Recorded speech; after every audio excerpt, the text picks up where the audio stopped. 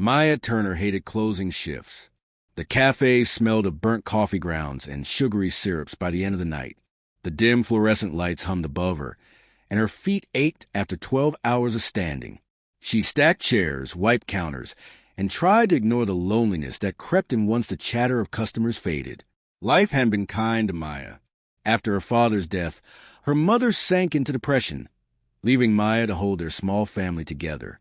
At 25, she worked 2 jobs to cover rent bills and medical expenses. She had learned not to expect miracles.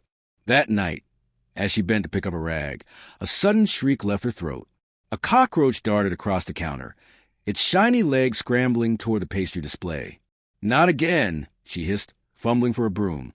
But before she could swing, a hand shot out, quick, firm, decisive.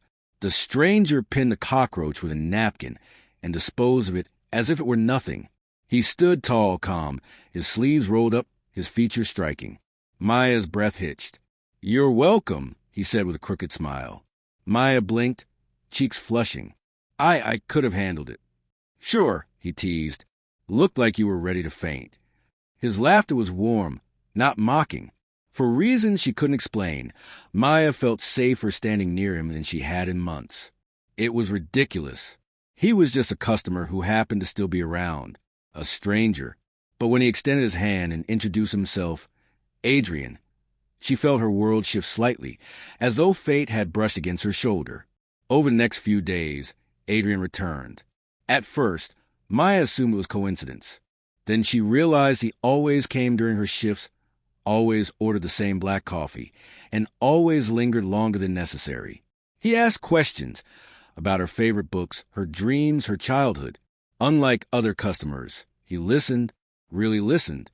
One slow afternoon, Maya found herself confessing things she hadn't told anyone. "I thought I'd be a painter," she said, wiping the counter. "But life got in the way." Adrian leaned forward, elbows on the table. "So pick up a brush again." She laughed softly. "It's not that simple." "It's exactly that simple," he said firmly. "The world needs people who refuse to give up." His words lingered.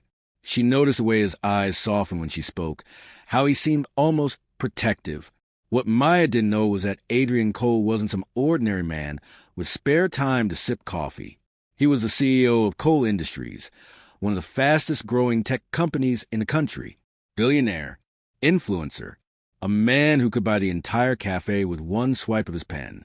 But here, with Maya, he wasn't Adrian Cole, the mogul. He was just Adrian. And for the first time in years, he wanted to be seen as nothing else. Adrian's secret weighed on him. Every time Maya laughed at his jokes or trusted him with another small confession, he felt guilt prick his chest. What would she think if she knew? Would she see him as a person or as a wallet?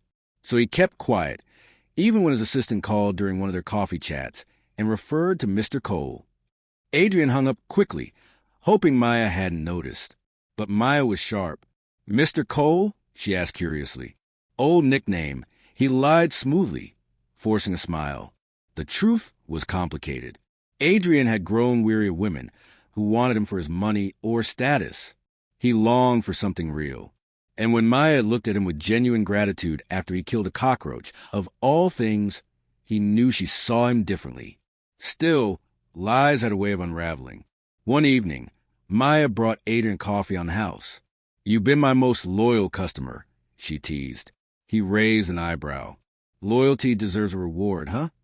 Her smile faded as she added softly, "I haven't had much of that in my life."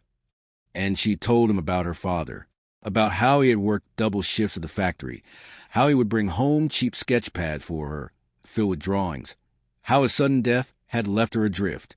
Adrian listened, jaw tightening with empathy. His own past was lonely. Parents who shipped him off to boarding schools, a childhood raised by nannies in cold mansions. Money had bought him everything but love.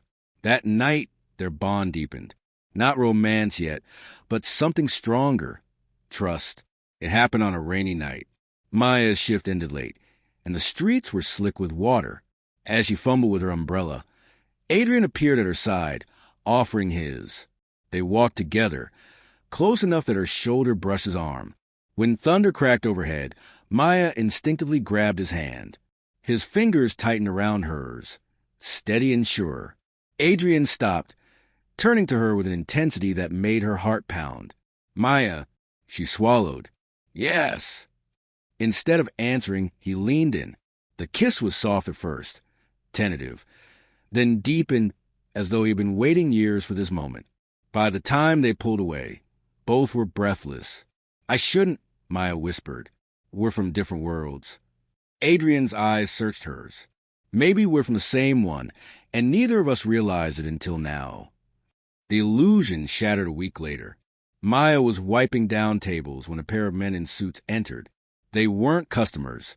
They were Adrian's security detail. "Mr. Cole, your car's ready," one of them said. Maya froze. "Mr. Cole?" Adrian's face drained of color. He opened his mouth, but Maya was already backing away. "You lied to me," she whispered, voice trembling. "Maya, please.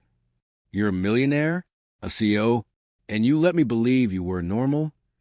Tears stung her eyes. She had trusted him, opened up to him, and all along he had been hiding behind half-truths. Adrian reached for her, but she stepped back. "I can't do this." She turned and fled, leaving him standing in the café that had once brought them together. Days turned into weeks. Maya avoided the café when she thought Adrian might come by. She buried herself in work, convincing herself she was better off without him. But at night, she lay awake replaying every moment. The cockroach, the coffee chats, the kiss in the rain. None of it had been fake.